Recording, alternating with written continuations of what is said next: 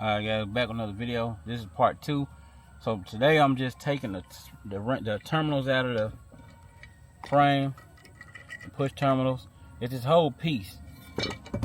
So you got to take out the middle bolt. It's like it's a 932. I don't know. This may not be the right side, but I know it does work. So what I do first is take out the middle bolt right here.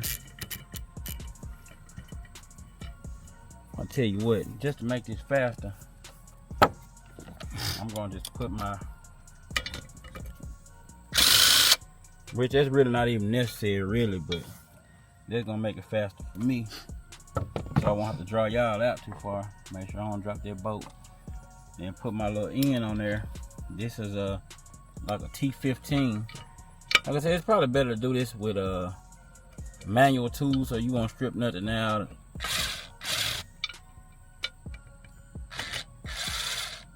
Okay, there we go.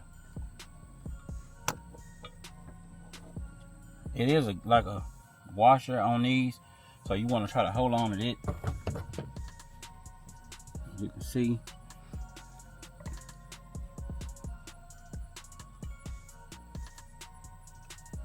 got that off. So it's like a washer on there. It's a washer on each piece, so it's like 3 washers to go on it. See, like that, I'll clean that up, and I'll just put that, put that to the side. So, but I gotta complete that 33 more times, I guess you say, to get all of them out. So I guess I'll just go ahead and do these.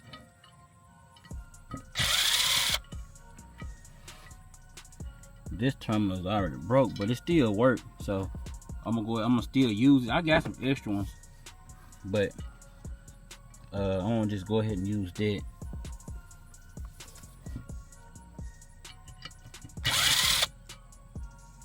Go ahead and take this out.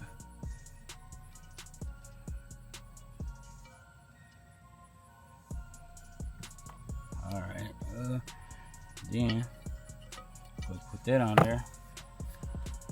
Swap it out.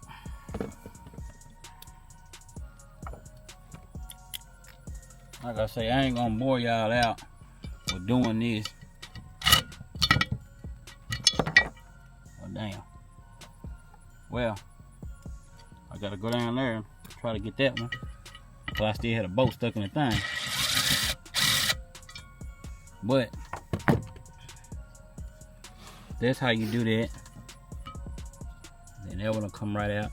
Like I said, that one was broke already, so either I replaced that one. I got some replacements. So what I have to do with this, I heat this up and try to see if I can just peel it off. I heat it up with a heat gun and see what that get us. But as y'all can see on the frame, let me show them that while I try to go see if I can fix this screw. Look down here.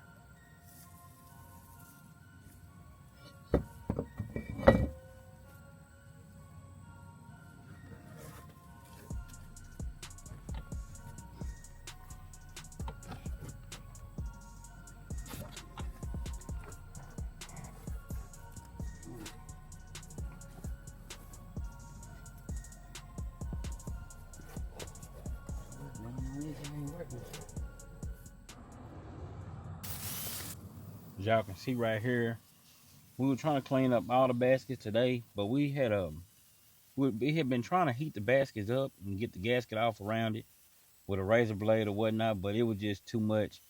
So we went with the flap disc sander.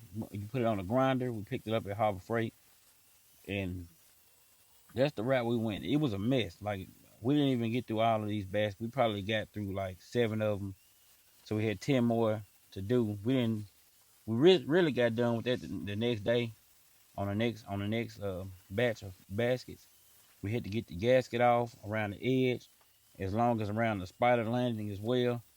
And I could say when they assemble these, they assemble them real good. Like, the glue is so thick on there to the point that probably won't ever be a failing point because the glue is on so well. And like I say, we made a mess. You want to make sure you have something around your nose and your eyes, because the stuff was going everywhere. So You definitely don't want to breathe this stuff in, so you want to go ahead and put a mask on, and that way you won't have to put up with all the dust and the smell and everything like that. Because like I say, it was coming off hot, and like I said, it took us quite a while to get through all of this, this whole process. I say a couple of hours, but I guess it'd be well worth it in the end. Once we get everything situated, then once we get this done, we gotta paint them. We're really on the fence between powder coating or just paint, because paint would be a lot faster and easier to do. With powder coating, it's not that hard. It just I have to go and buy the powder coating setup and all of that. And of course, on this channel, I like to do everything kind of on a budget, because I feel like there's a lot of DIY people who don't want to go and spend a whole bunch of money on doing something.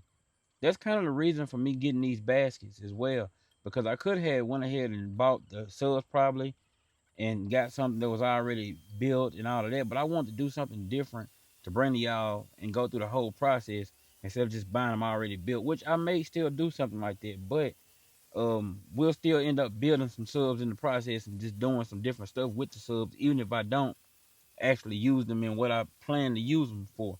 So we're not taking the subs out of the black truck. That's not what this is for. So this is another project that I'm working on. So that won't be going in there. So we'll be keeping it like it is for now.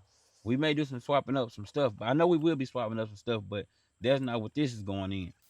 But even if, like I said, even if I don't use these for that project I got in mind right away, we're gonna still do something to build it from scratch to show the whole process of how to do it, and another way to do it.